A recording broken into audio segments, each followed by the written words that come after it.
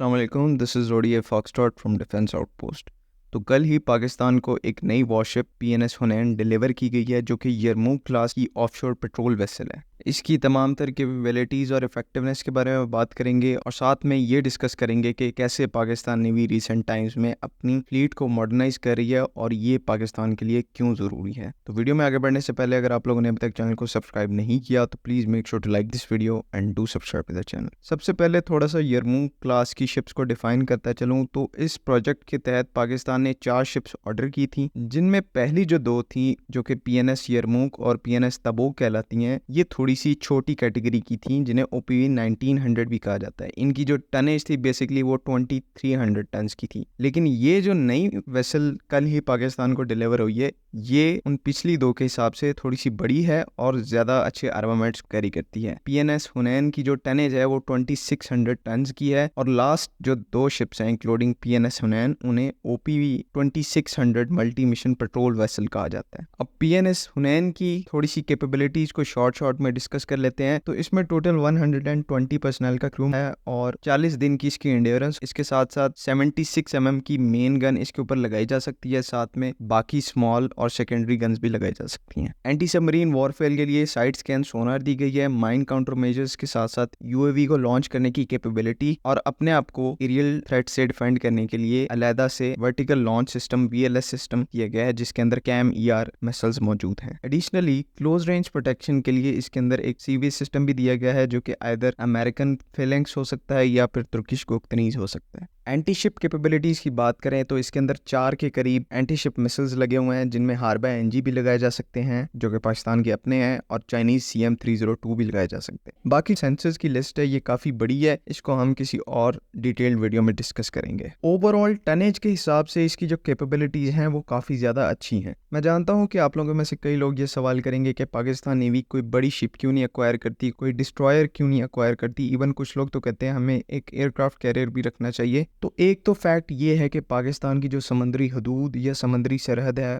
वो इतनी ज़्यादा बड़ी नहीं है। एक तो ये फैक्ट साइड पे रख दें। दूसरा ये कि हमने पास्ट में या जितनी भी अभी जंगें चल रही हैं उसमें ये चीज़ ऑब्जर्व की है कि जो छोटा और निम्बल इक्विपमेंट होता है उसकी सर्वाइवेबिलिटी ज़्यादा होती है एज कम्पेयर टू बड़ी चीज़ों के। यूक्रेन रशिया वॉर में देखा आपने, रशिया का जो मॉस्कोवा शिप था जो कि यूक्रेनियंस की तरफ से उसको डिस्ट्रॉय कर दिया गया था, वो कितना बड़ा शिप था, उसके अंदर कितने एयर डिफेंस सिस्टम्स लगे हुए थे, लेकिन एट द एंड वो अपने आप को प्रोटेक्ट नहीं कर पाया क्योंकि साइज डिसएडवांटेज था। इसी वजह से स्पेशली नेवल वॉरफेयर के अंदर आपको छोटी और तेज शिप्स की जरूरत होती है ताकि आप टाइम रहते इनकमिंग थ्रेट से इवेड कर सकें या उससे बच सकें। इसी टैक्टिक के तहत पाकिस्तान नेवी जो है ज्यादा नंबर में छोटी शिप्स को इंडक्ट कर रही है। ऐसा नहीं है कि हम लोग बड़ी शिप्स को इंडक्ट नहीं कर रहे, बड़ी शिप्स भी हम इंडक्ट कर रहे हैं। टाइप 54 अल्फा पापा फ्रिगेट जो हमने इंडक्ट किया है वो बड़ी शिप है, लेकिन ज्यादा जो अमाउंट है वो इन छोटी शिप्स की है। क्यों, उसका रीजन मैं आपको एक्सप्लेन कर चुका हूँ। तो यहाँ पर पाकिस्तान नेवी को क्रिटिसाइज करना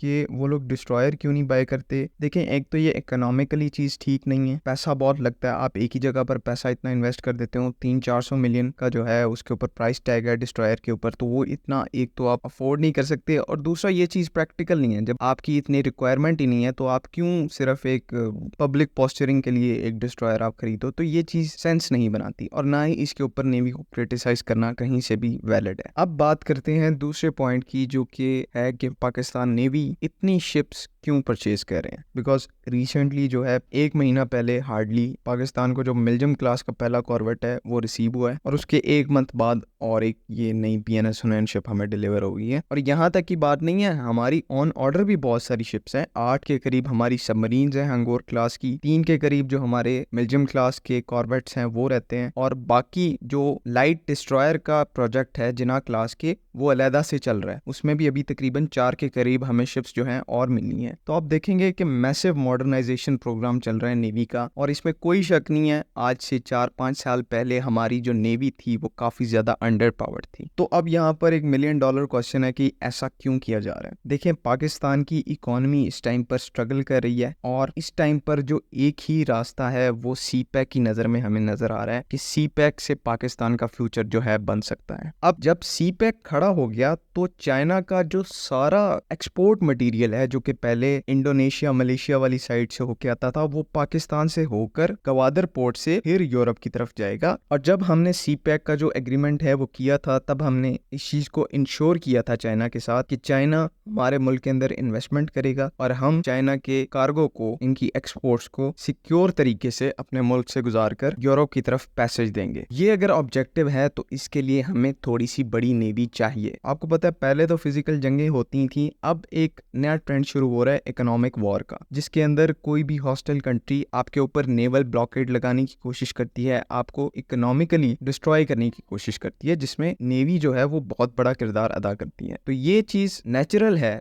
कि जब सीपैक जो है वो अपने फुल पोटेंशियल पर पहुंचेगा तो इंडिया को ये चीज अच्छी नहीं लगेगी और वो अपनी नेवी को यूज करके इस पूरे पाथ को हरास करने की कोशिश करेंगे। तो इसके लिए जरूरी है कि हम लोग एक प्रॉपर नेवल फ्लीट को तरतीब दें ताकि हमारी जो कमिटमेंट है चाइना के साथ और अपनी इकोनॉमी के साथ वो पूरी हो सके। आई होप कि आप लोगों को बातें सारी समझ में आ गई होंगी। अगर अभी भी कोई कंफ्यूजन है तो आप कमेंट्स में ज़रूर पूछें। अगली वीडियो तक के लिए अल्लाह हाफिज़। पाकिस्तान जिंदाबाद।